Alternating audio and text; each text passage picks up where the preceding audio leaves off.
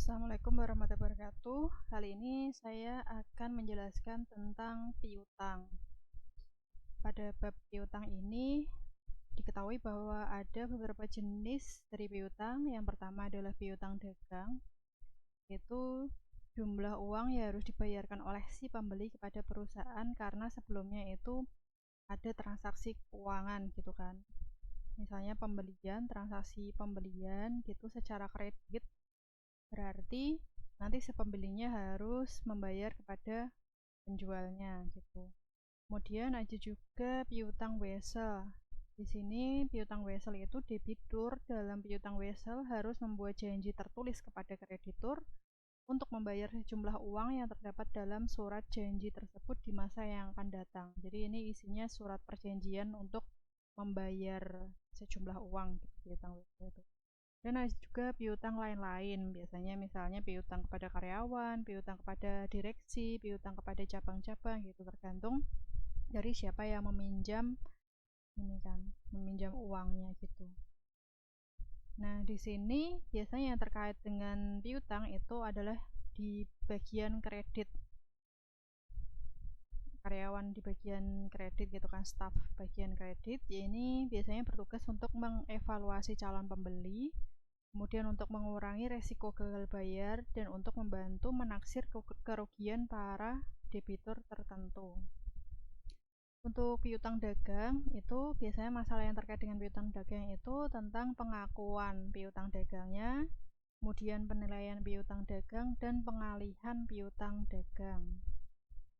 Untuk pengakuan piutang dagang di sini dicontohkan, misal tanggal 1 Juli 2012 CV Merapi menjual barang kepada CV Merbabu seharga 100.000, termenya 2/10 Tanggal 5 Julinya barang dikembalikan atau retur seharga 10.000. Kemudian tanggal 10 Julinya CV Merapi menerima pembayaran dari CV Merbabu sebesar saldo tagihannya. Di sini sebenarnya kita sudah pernah membahasnya di akuntansi dasar ya.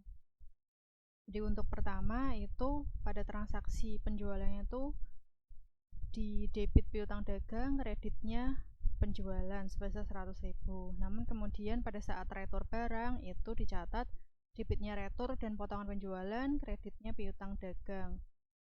Kemudian pada tanggal 10 ini karena masih dalam masa dapat potongan itu, maka di sini kasnya itu berapa? Ini kan 88.200. Di sini sudah dipotong sama dengan jumlah piutang dagang 90.000 karena sebelumnya ada retur gitu kan. Jadi piutang dagang 90.000, kemudian dapat potongan penjualan 1.800, kemudian kas yang nanti akan diterima adalah 88.200. Ini untuk pengakuannya. Kemudian untuk penilaiannya itu berdasarkan prinsip akuntansi, maka piutang dagang harus dicatat dan dilaporkan sebesar nilai kas neto yang bisa direalisasi, yaitu jumlah kas bersih yang dapat diterima. Jadi jumlah kas bersih yang dapat diterima itu ditulisnya nanti piutang brutonya dikurangi sama taksiran jumlah nilai piutang yang tidak dapat diterima atau tidak dapat ditagih. Nah, makanya di sini itu ada, kenapa di sini ada piutangnya tidak dapat diterima atau tidak dapat ditagih, karena bisa saja dalam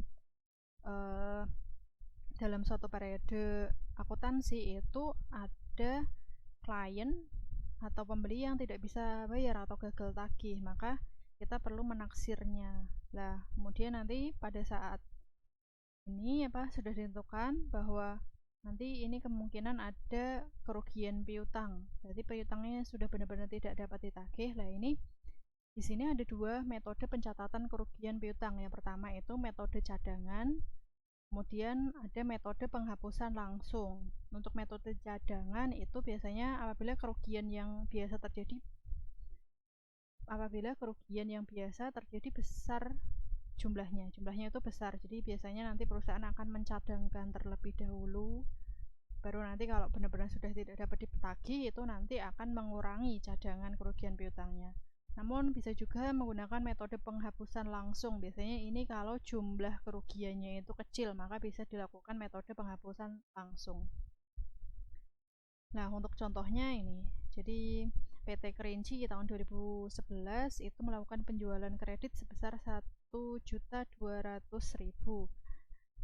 Dari jumlah tersebut terdapat piutang sebesar 200.000 yang belum tertagih pada tanggal 31 Desembernya. Kemudian diperkirakan dari 200.000 itu sebesar 12.000-nya itu diantaranya tidak mungkin dapat diterima atau itu akan ya gagal bayar gitu, tidak dapat ditagih gitu. Maka jurnal penyesuaiannya itu debitnya kerugian piutang sebesar 12.000, kreditnya cadangan kerugian piutang. Ini untuk mencatat taksiran kerugian piutang, karena sebelumnya ini kan tanggal 31 Desember itu diperkirakan itu 200, dari 200.000 12.000-nya itu tidak dapat diterima. Jadi kemungkinan 12.000 itu tidak dapat diterima, maka kita perlu mencadangkan dulu. Untuk kerugian piutangnya itu akan dimasukkan ke laporan laba rugi sebagai biaya operasi yang biasanya dikelompokkan dalam biaya penjualan. Nah, kemudian ini nanti akan muncul rekening cadangan kerugian piutang ini kan, yang akan muncul di bagian neraca pada kelompok aset tetap. Ini aset tetap sebagai pengurang terhadap rekening piutang dagang. Jadi piutang dagangnya tadi kan 200.000 nilainya, kemudian ternyata ditaksir itu ada kerugian piutang sebesar 12.000, maka di sini ada akun cadangan kerugian piutang yang nilainya itu min seperti ini, jadi mengurangi piutang dagang. Jadi cadangan kerugian piutang ini sifatnya itu mirip dengan akumulasi penyusutan aset tetap, jadi nilainya biasanya mengurangi aset yang menempel di atasnya ini piutang dagangnya.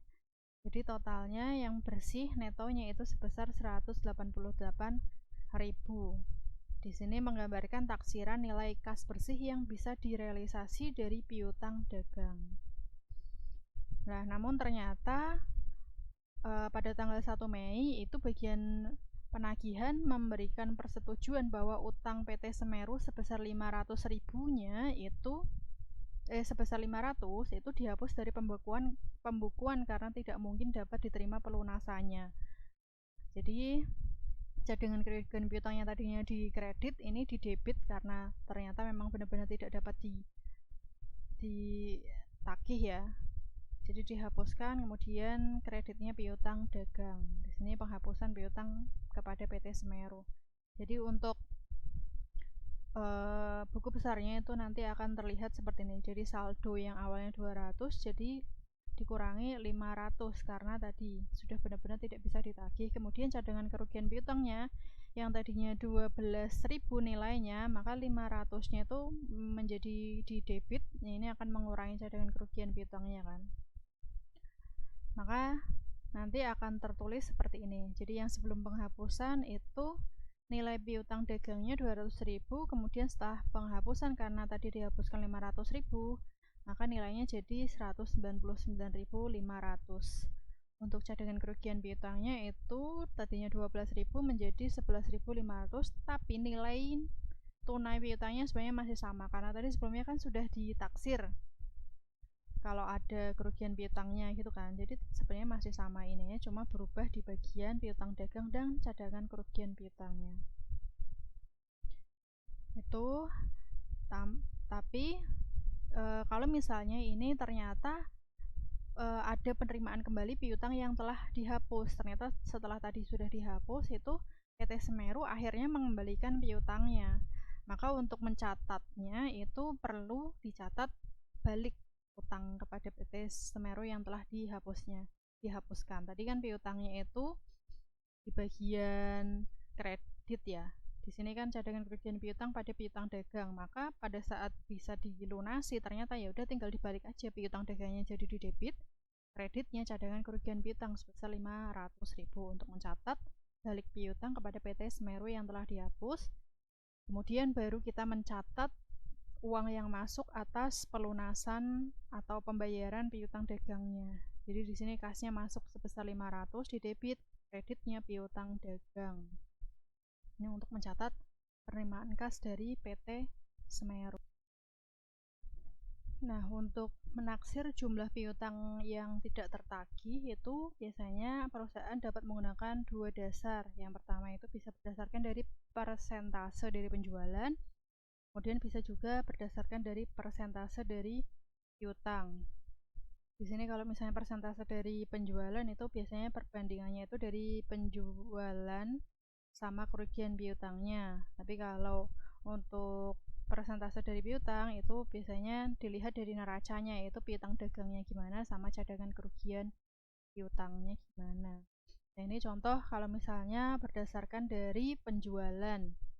Contohnya ini biasanya presentasi ini didasarkan pada pengalaman dari waktu ke waktu dan kebijakan kredit yang ditetapkan perusahaan. Contoh, ini PT Muria memilih dasar presentasinya menggunakan dasar penjualan dan diperkirakan bahwa piutang sebesar 1% dari penjualan kredit bersihnya tidak dapat ditagih.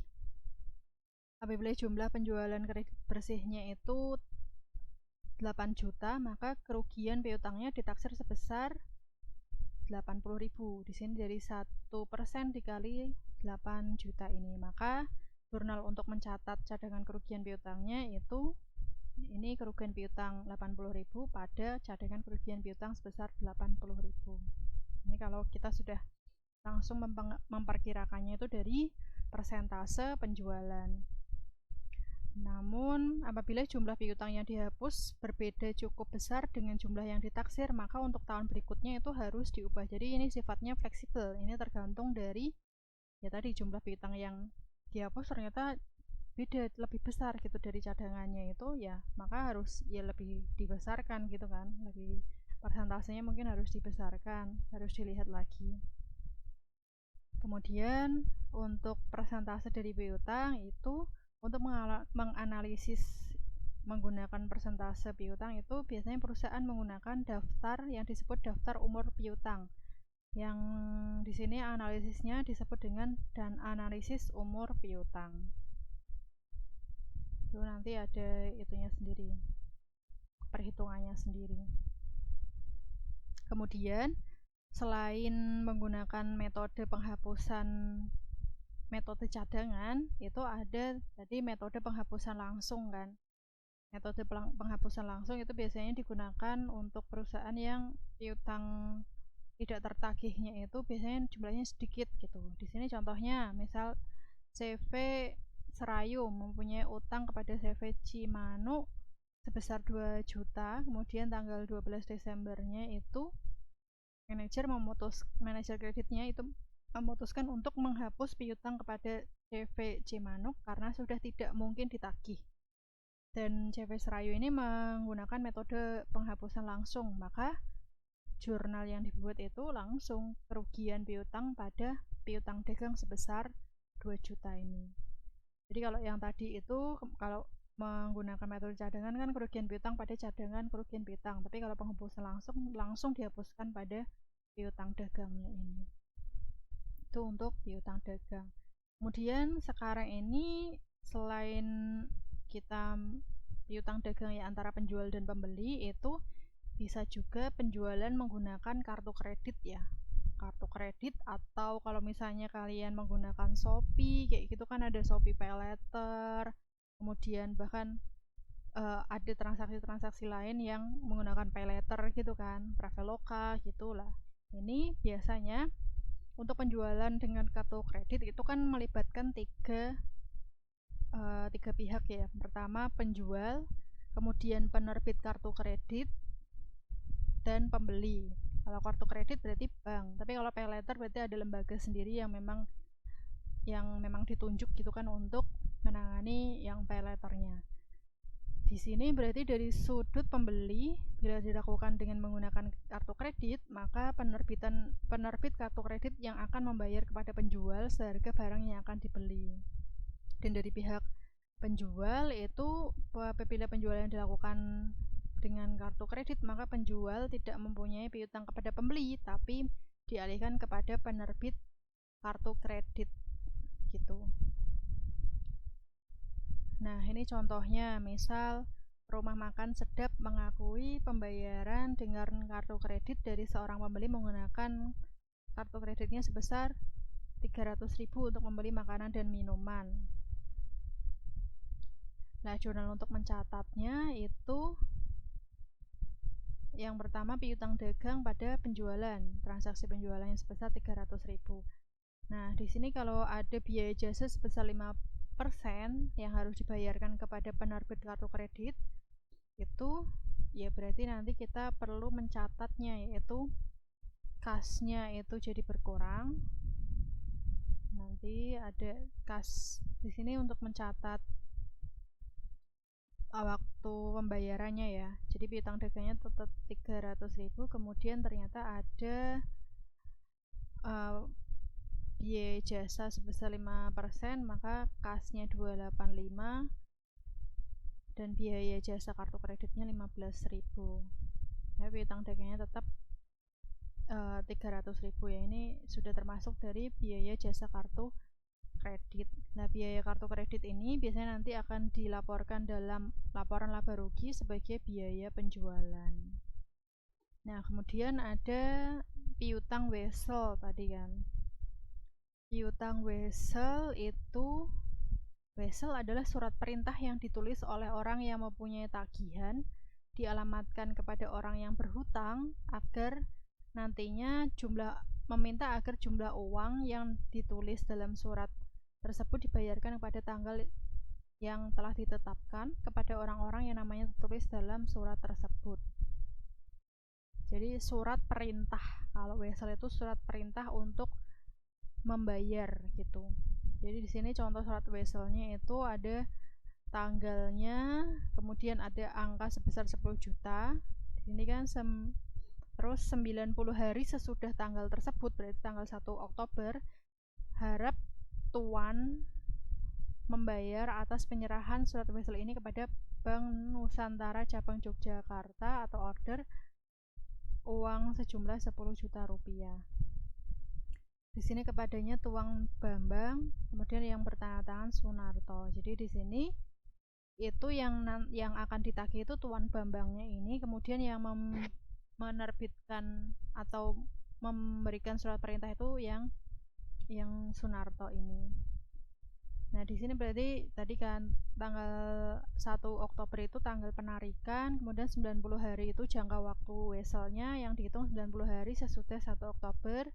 Kemudian Sunarto itu yang penarik wesel, sedangkan Tuan Bambang itu yang tertarik, itu yang harus membayar. Pemegang weselnya adalah Bank Nusantara Cabang Jogja, kemudian nominalnya 10 juta. Di sini kata atas order berarti bahwa Bank Nusantara Cabang Jogja itu dapat menunjuk pihak lain untuk melakukan penagihan pada tanggal jatuh tempo wesel. Kata harap mengandung bahwa wesel tagih adalah surat perintah gitu. Nah, ada juga selain wesel itu ada surat promise. Promise ini surat janji untuk membayar. Kalau di sini janji, beda dengan yang wesel itu tadi kan surat perintah untuk membayar gitu kan. Jadi kalau surat promise itu bedanya, wesel itu surat perintah, sedangkan promise itu surat janji untuk membayar. Kemudian wesel itu penarik dan yang berkepentingan terdiri atas dua pihak, yaitu penarik dan yang tertarik gitu kan. Sedangkan ini penarik dan yang berkepentingan berada di satu tangan. Di sini ada dua pihak, maksudnya ada banknya juga. Kemudian yang membuat adalah pihak yang mempunyai utang, sedangkan ini yang membuat adalah pihak yang berhutang karena ini promise janji gitu kan, surat janji untuk membayar. Kemudian memerlukan akseptasi, kemudian promise itu tidak memerlukan akseptasi. Contoh surat promise-nya ini seperti ini mirip sama yang tadi, masih sama. Namun di sini yang bertanda tangan di bawah ini saya Sutrisno, Direktur PT Caraka Jalan Kapuas ini sanggup membayar kepada CV Permata atau orang yang ditunjuk uang sejumlah ini. Jadi ini janji Tuan yang Sutrisno ini berjanji untuk membayar sebesar 500.000 ini. Nah, untuk wesel berbunga wesel itu ada yang berbunga dan ada yang tidak berbunga. Kalau wesel berbunga itu wesel yang disebutkan suatu tingkat bunga tertentu, sedangkan wesel tidak berbunga adalah wesel yang tidak disebutkan suatu tingkat bunga tertentu, biasanya dinyatakan dalam persen. Nah, ini kalau dalam wesel yang berbunga itu contohnya bisa, kalau di sini dituliskannya itu data dalam weselnya 730 18%, 120 hari. Ini maksudnya itu nanti akan dihitung perhitungan bunganya itu dari nominalnya 730, kemudian bunganya 18%, waktunya 120 hari itu diper 360 karena tetap hitungannya per tahun gitu kan. Kemudian nanti dapat bunga sebesar 43.200. Kemudian kalau tertulisnya Rp1.000, 15% 6 bulan, ini berarti nanti perhitungannya 1000 kali 15% kali 6 per 12, jadi bunganya Rp75.000. Kalau 1 tahun ya berarti tinggal dikalikan 1 gitu. Nah, untuk akuntansi wesel itu biasanya terkait dengan pengakuannya itu, wesel itu bisa timbul atau mungkin timbul bersamaan dengan transaksi penjualan. Jadi transaksi penjualan kemudian nanti akan ada piutang wesel atau surat perintah pembayaran kan, berarti kan kalau penjualan secara kredit jelas. Kemudian ada juga pemberian pinjaman uang, terus bisa juga dari perubahan piutang dagang menjadi wesel. Jadi transaksi penjualan itu kan biasanya ada piutang dagang, kemudian kalau diubah jadi piutang wesel ya ini bakalan ya berubah kan nanti pencatatannya. Bisa juga selain dari transaksi penjualan itu bisa dari pinjaman uang, pinjamannya berupa uang. Kemudian penilaian piutang wesel dan pelimpahan piutang wesel itu sebenarnya mirip dengan piutang dagang, yaitu sebesar nilai neto yang dapat ditagih itu kan, yang nilai netonya. Oke, gitu yang bisa saya sampaikan. Kurang lebihnya mohon maaf. Wassalamualaikum warahmatullahi wabarakatuh.